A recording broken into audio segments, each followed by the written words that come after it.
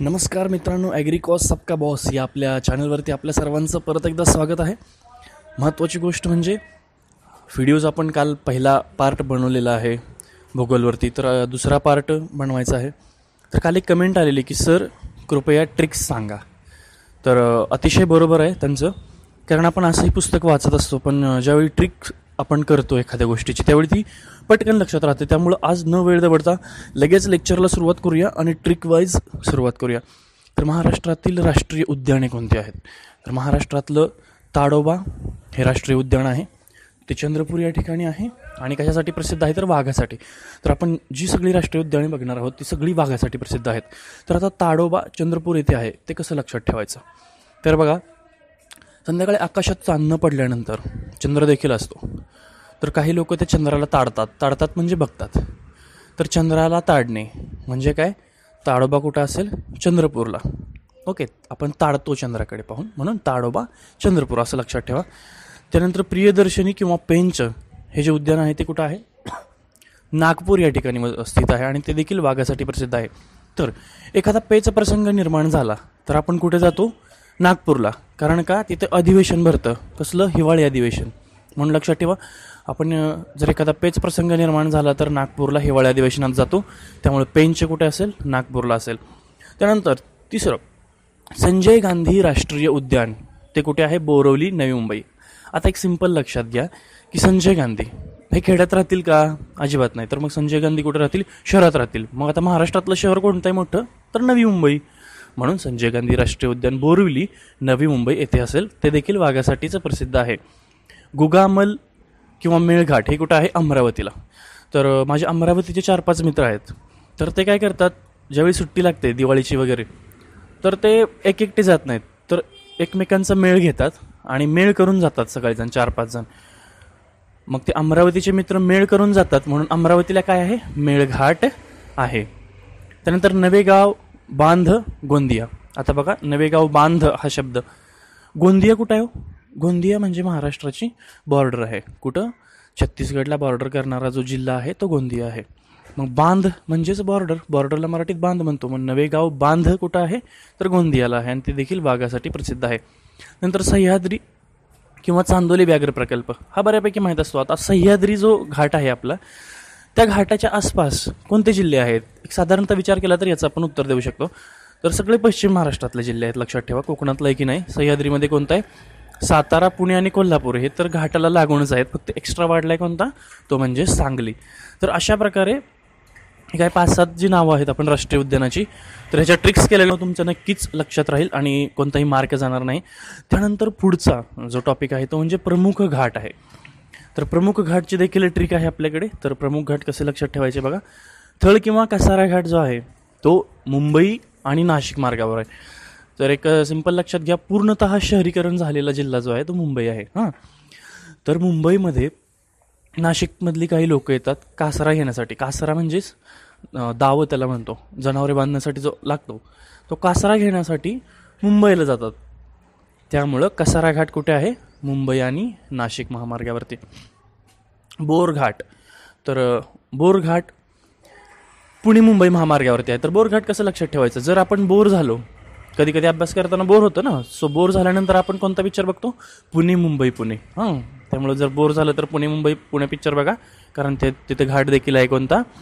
बोरघाट आहे, पुणे मुंबई.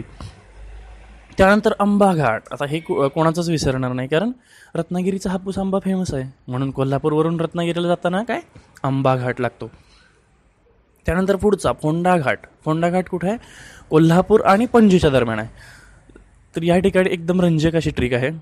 फोंडाचा होंडा करा. आपण फिरायला कुठे जातो साधारणतः सुट्टीमध्ये? तर जास्त करून आपण जर लांब जायचं असेल तर गोव्याला जातो. मग आपण होंडा घेऊन कोल्हापूरवरून गोव्याला गेलो आहे असं इमेजिन करा. गोवा म्हणजेच पणजी.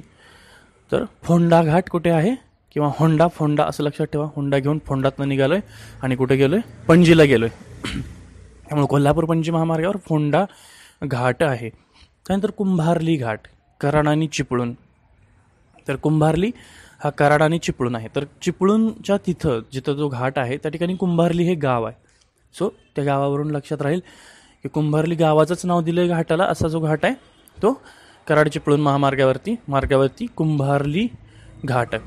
नंतर अंबोली घाट सांगायची गरजच नाही असं मला वाटतं, कारण महाराष्ट्रात सर्वात जास्त ज्या ठिकाणी पाऊस पडतो ते म्हणजे अंबोली घाटात, आणि ते कुठे आहे? बेळगाव आणि सावंतवाडी ह्या रूटवरती आहे अंबोली घाट. त्यानंतर माळशेज घाट, आळेफाटा आणि कल्याण. तर कल्याणवरून आळेफाटाला जाताना पूर्ण तो असं माळच दिसतं जिकडे बघल तिकडे, त्यामुळं लक्षात ठेवू शकता की माळ कुठे आहे? आळेफाटा आणि कल्याण मुंबईत आहे, तर सिटीतून आळेफाटाकडे जाताना असं माळ दिसतं, म्हणून माळशेज घाट कुठे असेल? आळेफाटा, कल्याण. खंबाटकी घाट, पुणे आणि सातारा. जसं आता पुणे आणि मुंबईकडे गेल्यावर कोणता आहे? बोरघाट आहे, तसं पुणे आणि साताराकडे गेल्यावर खंबाटकी घाट आहे. आता दिवा घाट बघा, पुणे आणि बारामती. कसं आहे, आपण बारामतीला समजा रात्री चाललो, तर रात्री चालल्यानंतर दिव्याची तर गरज असते, त्यामुळं असं इमॅजिन करा की पुणे आणि बारामती रस्त्यावर सगळीकडे दिवे लावलेत, त्यामुळे पुणे बारामती दिवे घाट. त्यानंतर वरंधा घाट, भोर आणि महाडच्या दरम्यान. तिथे वरंधा आहे, वरंध लिहिलंय सॉरी, तर वरंधा घाट भोर आणि महाड आहे. तर ते कसं लक्षात ठेवायचं? आपण वरदान कोणाकडे मागतो?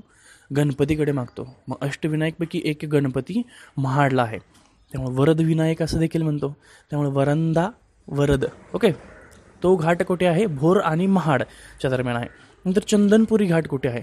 पुणे आणि नाशिक. चंदनपुरी तीर्थक्षेत्र आहे असं लक्षात ठेवा, कारण मल्हारदेवाचं गाणं आहे, खंडेरायाचं जे गाणं आहे की चंदनपुरीचं, त्याच्यावर काहीतरी ते गाणं आहे, तर ते गाण्यावरून लक्षात ठेवा की ॲक्च्युली हा मल्हार देवाचं जरी गाणं असलं तर ते नाशिकला चंदनपुरी आहे. सो पुणेवरून नाशिकला जाताना चंदनपुरी हा घाट लागतोय.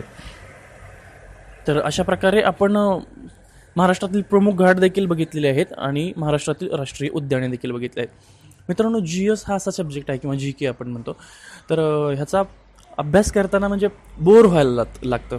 आपण पहिला जो पार्ट बनवला आहे त्याच्यात कोणत्याही ट्रिक्स नाही आहेत, पण ती जी माहिती आहे ती खूप इम्पॉर्टंट माहिती आहे आणि त्याचा फायदा होईल. त्यामुळे जो पहिला पार्ट बनवला आहे तो पहिला पार्ट, जे नवीन कोणी असतील तर तो पार्ट पहिला देखील बघून घ्या, आणि आपण अशीच लेक्चर सिरीज पुढे चालू करणार आहोत. जेवढे आपल्याकडून होतील तेवढ्या ट्रिक्स बनवण्याचा देखील प्रयत्न करणार आहोत. त्यानंतर पुढे महाराष्ट्रातील जलविद्युत प्रकल्प. तर महाराष्ट्रातले कोणते? कोयना जलविद्युत प्रकल्प साताऱ्याला आहे, कोयना नदीवरती आहे.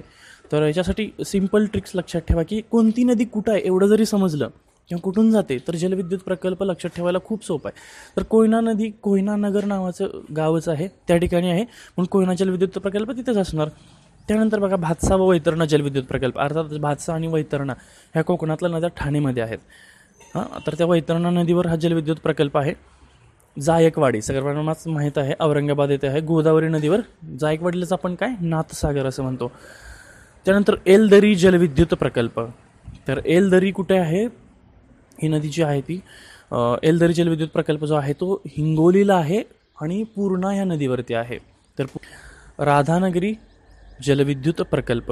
तर राधानगरी अर्थातच कोल्हापूरमधला एक तालुका आहे, आणि योगावती नाही, भोगावती या नदीवर आहे राधानगरी जलविद्युत प्रकल्प. त्यानंतर नागपूर. तर नागपूरचं सांगितलंच, पेंच ते विसरणार नाही, जलविद्युत प्रकल्प असो किंवा राष्ट्रीय उद्यान असो, पेंच जलविद्युत प्रकल्प कुठे आहे? नागपूरला आहे. खोपोली हे बऱ्यापैकी आपल्याला परिचित असते, कारण खोपोलीला खत कारखाने देखील आहेत. सो खोपोली रायगड, आणि पहिला जलविद्युत प्रकल्प आहे महाराष्ट्रातला खोपोली. ओके, तर लक्षात ठेवा, हा प्रश्न विचारला आहे खूपदा. खोपोली महाराष्ट्रातला पहिला जलविद्युत प्रकल्प, सो खोपोली. भिवपुरी हा देखील रायगडला आहे, आणि भेरा. तर एक ट्रिक लक्षात घ्या या ठिकाणी, भिवपुरी, भेरा आणि खोपोली हे तिन्ही देखील रायगडमध्ये आहेत.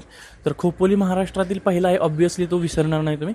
भिवपुरी आणि भेरा हे ऐकायला सेम वाटतं, भिवपुरी भेरा, सो हे देखील रायगडमध्ये आहे. भाटगर. तर भाटगर मुळा नदीवरती भाटगर धरण आहे, तर आणि पुणे या ठिकाणी आहे. त्यानंतर पानशेत देखील पुण्यातच आहे आणि मुळाला आहे. वरसगाव देखील पुण्यातच आहे आणि मुळाला आहे. तर भाटगर, पानशेत, वरसगाव हे पुणे, मुळा नदीवरतीच ही तिन्ही देखील धरणं आहेत. त्यानंतर भंडारदरा माहिती असते आपल्याला, प्रवरा नदीवरती अहमदनगरला भंडारदरा आहे. नंतर सोलापूर, ज्या ठिकाणी सैराट पिक्चरचं शूटिंग झालं, तर ते भीमा नदीवरती उजनी हे धरण आहे, तो जलविद्युत प्रकल्प आहे, त्यामुळे सोलापूर, उजनी.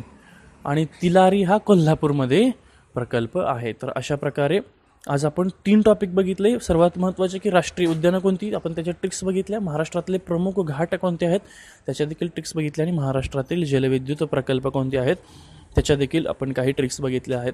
तर मित्रांनो, असंच स्टे कनेक्ट राहा. जर सबस्क्राईब केलं नसेल तर सबस्क्राईब करून जो बेल आयकॉन आहे त्याच्यावरती क्लिक करा, कारण मी जे व्हिडिओ तुम्हाला अपलोड करेन ते प्रत्येक वेळी तुम्हाला नोटिफिकेशन येत जाईल. आणि आपल्या मित्रांना शेअर करा आणि व्हिडिओ बघत राहा. स्टे कनेक्ट, कमेंट करत राहा. थँक्यू.